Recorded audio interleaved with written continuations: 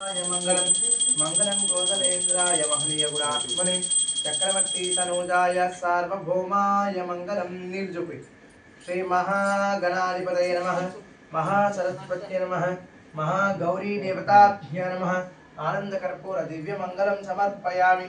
जय बोलो सत्यनारायण स्वामी वार की जय। एवं जय अंटलेరు जय పై కర్ పై हां चला కట్టుకోండి అందరూ। जय बोलो सत्यनारायण स्वामी वार की जय। आनंद कर्पूर दिव्य मंगलम समर्पयामि। प्लेट లో పెట్టి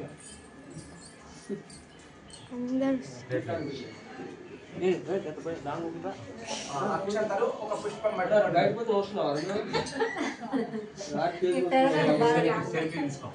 సైలెంట్ గా ఉండాలి। అక్షంతలు పుష్పం తీసుకోండి దంపతులు।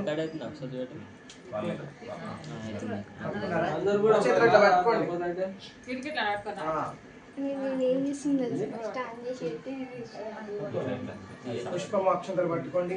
నడుముని తాళ పెట్టుకొని శ్రద్ధగా ఏం మాట్లాడకూడదండి। ఎందుకనంటే మనం పూజ చేస్తే ఆ ఫలితం అనేది మనకు రావాలి। ఆ పూజా ఫలితం మనకు రావాలంటే మనం భక్తితో పూజ చేయాలి। ఏదో భగవంతుడు మనం తోచింది కదా అని చెప్పేసి ఏదో పేరుకు ఎన్నో పూలు పండ్లు వ్రతానికి సంబంధించినటువంటి నానా విధాలైనటువంటి వస్తువులు లక్షలు కోట్లు పెట్టి పూజ చేసినా కూడా భక్తి లేని పూజ వ్యర్థమే। కాబట్టి మనం చేసే మనకు డబ్బు లేకున్నా కూడా మనకు ఉన్నంతలో ఆ భగవంతునికి పత్రము పుష్పం పెట్టినా కూడా ప్రేమతో పెడితే ఆ భగవంతుడు దాన్ని బంగారు పుష్పంగా స్వీకరిస్తాడు। కాబట్టి అతనికి కావాల్సింది నానా విధాలైనటువంటి ఆ సామాగ్రి కాదు, భక్తి ప్రేమ మనసు ఏకాగ్రత శ్రద్ధ।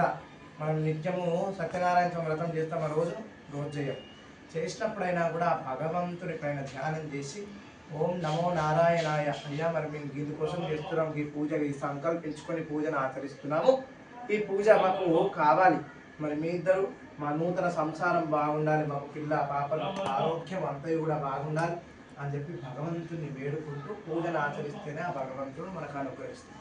కాబట్టి మీరు ఎంత మాట్లాడితే అంతంత డౌన్ అయిపోతూనే ఉంటుంది, ఆయన కోపం వచ్చి మన ఇంట్లోకి వెళ్ళి వెళ్ళిపోతాం। కాబట్టి ఆయన నెల్లుకుపోకుండా మన ఇంట్లో సంతోషంగా వ్రతమయ్యే వరకు ఉండమని చెప్పి శ్రద్ధగా భక్తితో పూజను ఆచరిస్తేనే ఆ భగవంతుని అనుగ్రహం మనకు కలుగుతుంది। చక్కగా ఒకసారి నమస్కారం చేసుకొని వ్రతం వింటూ ఉండాలి। సత్యనారాయణ స్వామి వ్రతము ప్రారంభము 1వ అధ్యాయం అందరూ కూడా శ్రద్ధగా వినాలి। పూర్వము శౌనకాది మహామునులు నైమిషారణ్యంలో కూర్చొని ఉండగా అనగా కొంతమంది శిష్యులు గురువు గారు కూర్చొని ఉన్నారు। మరి ఒక శిష్యుడు లేచి ఈ విధంగా అడుగుచున్నాడు, గురుదేవులకు నమస్కారము। అయ్యా గురువు గారు, ఈ కలియుగంలో మానవులు అనేక మంది కష్టాలు పడుచున్నారయ్యా, మరి వారికి తినడానికి తిండి లేదు, కట్టుకోవడానికి బట్ట లేదు, అష్ట కష్ట దరిద్రాలు అనుభవిస్తున్నారు, మరి వారి కష్టాలన్నీ కూడా తొలగిపోవడానికి ఏదైనా పూజ ఉంటే తెలియజేయి స్వామి అని అనగానే తెలియజేస్తున్నారట। ఓయి శిష్య, నువ్వు చక్కని విషయం అడుగుతున్నావు, మరి తెలియజేస్తున్నాను, శ్రద్ధగా వినుడు। మరి పూర్వము నారద మహర్షి సకల లోకాలు తిరుగుచు అంటే 14 లోకాలు తిరుగుచు ఈ భూలోకానికి వచ్చాడట। ఈ భూలోకంలో మానవులు పడుచున్నటువంటి కష్టాలు చూచి అయ్యో ఇంత ఘోరమైన కష్టాలా అని చెప్పి ఆలోచించుతూ విష్ణులోకమైన వైకుంఠ లోకానికి చేరుకున్నాడట। అక్కడ శ్రీ మహావిష్ణువుని చూచి ఓయి నారాయణ దామోదర ఆపద మొక్కులవాడ అనాథ రక్షక అని వేడుకుంటూ వెళ్ళాడట। ఆ నారదుని యొక్క రాక చూసినటువంటి ఆ శ్రీమన్నారాయణుడు లేచి, నారదా మరి మీరు వచ్చిన కారణం ఏమిటయ్యా, మరి మీరు ఏ విషయం లేనిది రారు కదా, తెలియజేయండి అని అంటే, అయ్యా స్వామి మీకు తెలియదంటూ ఏమైనా ఉన్నదా అని చెప్పి ఒక చిరునవ్వు నవ్వి, అయ్యా ఆ యొక్క కలియుగంలో అనగా భూలోకంలో మానవులు అష్ట కష్ట దరిద్రాలు అనుభవించున్నారు, మరి కలియుగం మరి పెరగనున్నది, కావున ఇలా అయినచో ఈ కలియుగం అంతరించిపోతుంది, వారికి భక్తి మార్గము ఆ వారికి ఆ కష్టాలను తొలగిపోయే మార్గం ఉంటే తెలియజేయండి స్వామి అని చెప్పి అడిగిన వెంటనే ఓయి నారద మహర్షి మీరు చక్కని విషయం అడిగితే తెలియజేయుచున్నాను, శ్రద్ధగా వినండి అని చెప్పి తెలియజేయుచున్నాడట।